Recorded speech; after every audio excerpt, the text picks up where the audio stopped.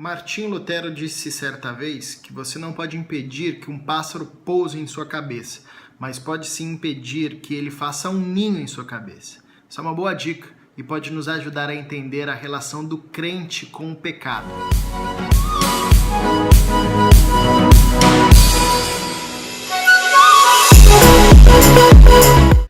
O apóstolo Paulo, no livro de Romanos e também em outras cartas, vai fazer uma distinção entre dizer o pecado reina em mim e o pecado habita em mim. São coisas diferentes. Ao dizer que o pecado reina em mim, eu estou dizendo que o pecado é o meu rei e eu sou o seu servo. Ou seja, eu vivo para satisfazer os desejos que me levam sempre a pecar. Em outras palavras, eu não tenho outra possibilidade a não ser pecar, eu não encontro forças para resistir ao pecado.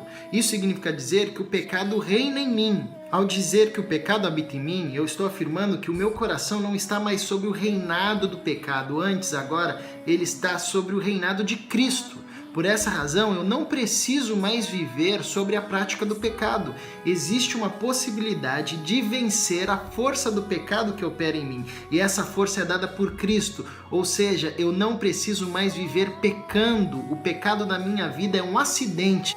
Paulo diz em Romanos 6, capítulo 12, não reine, portanto, o pecado em vosso corpo mortal, de forma que vocês vivam a obedecer às suas paixões. Ou seja, essa é uma mensagem de esperança que diz que ninguém mais precisa viver sobre o domínio do pecado, sobre o reinado do pecado, porque Deus, em Cristo Jesus, nos concede a oportunidade de transformação, de tal forma que Ele faz operar em nós a sua força, e por isso nós podemos resistir ao pecado, podemos e devemos resistir ao pecado, pois o pecado não reina mais em nós.